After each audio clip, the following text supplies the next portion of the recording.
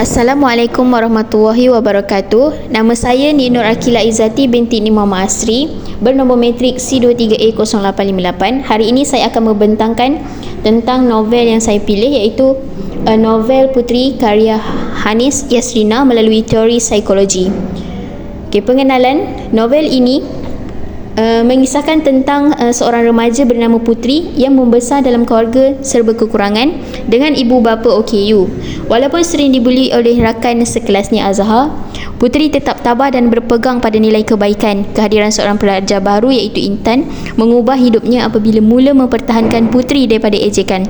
Konflik memuncak apabila Puteri menyelamatkan adik Azhar yang hampir lemas, lalu menyedarkan Azhar akan kesilapannya. Novel ini menonjolkan nilai kasih sayang, keikhlasan dan keberanian dalam menghadapi cabaran hidup.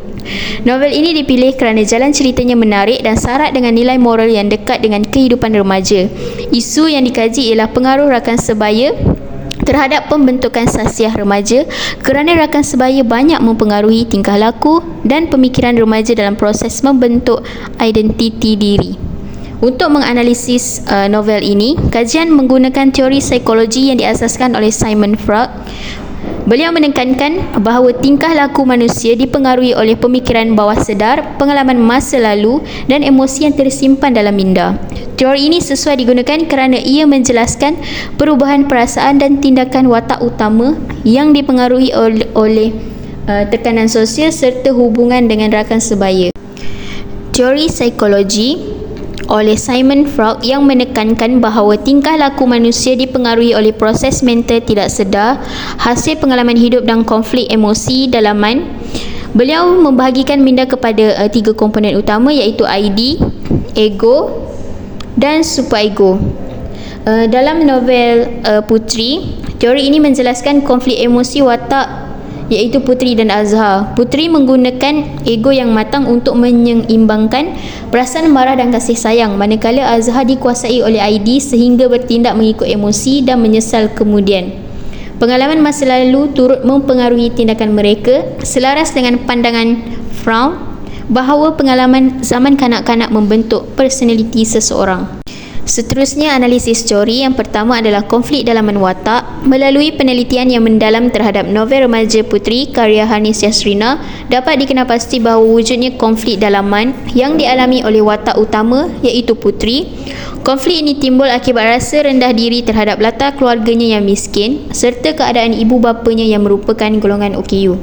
Menurut Sigmund Freud, dalam teori psikoanalisis, setiap individu mengalami konflik dalaman antara tiga, iaitu ID naluri, ego kesedaran dan superego moral. Dalam konteks ini, ID Puteri mendorongnya untuk melawan hinaan terhadap keluarganya, namun superego dan nilai moral hasil didikan ibu bapanya menahan tindakan tersebut.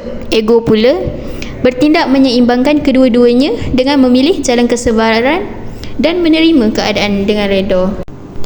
Kedua, pengaruh pengalaman masa lalu. Dalam novel tersebut, pengaruh pengalaman masa lalu memainkan peranan penting dalam membentuk kepribadian watak utama, iaitu Puteri dibesarkan dalam suasana serba kekurangan, namun didikan penuh kasih sayang dan kecekalan ibu bapanya menjadikan dia seorang yang tabah serta matang dalam menghadapi segala dugaan hidup. Menurut Freud, pengalaman pada zaman kanak-kanak memainkan peranan besar dalam membentuk personaliti dan emosi seseorang individu. Pengalaman positif membina ketahanan diri, manakala pengalaman negatif yang diurus dengan baik boleh membawa kepada trauma dan gangguan jiwa. Dalam konteks ini, pengalaman pahit yang dialami oleh Puteri menjadikannya lebih kuat secara emosi serta mampu mengawal perasaan benci dan kecewa terhadap takdir hidupnya. Yang ketiga adalah kestabilan dan gangguan emosi. Selain itu, novel tersebut juga turut menonjolkan unsur kestabilan dan gangguan emosi melalui watak Azhar yang sering menghina Puteri. Sifat iri hati dan dendam yang menguasai dirinya menyebabkan Azhar bertindak di luar batas moral sehingga menjejaskan kestabilan emosinya sendiri. Menurut Sigmund Freud, melalui teori psikoanalisis, gangguan emosi yang tidak dikawal berpunca daripada pertentangan antara ID, ego dan superego dalam diri seseorang individu. Dalam konteks ini, ID Azhar dikuasai oleh perasaan marah dan dendam. manakala superego yang mewakili nilai moral gagal berfungsi dengan baik. Ego pula tidak mampu menyeimbangkan kedua-duanya lalu menyebabkan wujudnya tindakan yang tidak rasional terhadap puteri. Seterusnya sorotan kajian terhadap novel remaja Puteri karya Hanis Yasrina telah menunjukkan bahawa unsur psikologi memainkan peranan penting dalam membentuk perwatakan dan jalan cerita. Melalui pendekatan teori psikoanalisis oleh Sigmund Freud, pengkaji dapat meneliti bagaimana konflik dalaman, pengalaman masa lalu dan kawalan emosi mempengaruhi tindakan serta pemikiran watak. Kajian ini turut membuktikan bahawa karya sastera remaja bukan sahaja hiburan tetapi medium pendidikan emosi yang membantu pembaca memahami diri dan orang lain.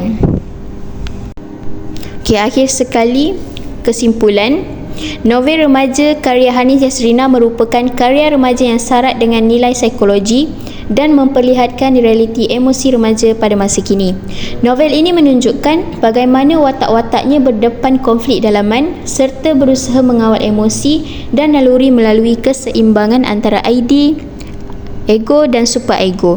Secara keseluruhan, novel ini mendidik pembaca agar memahami kepentingan kestabilan emosi dan kesedaran diri dalam membentuk sasya yang matang dan berakhlak. Terima kasih.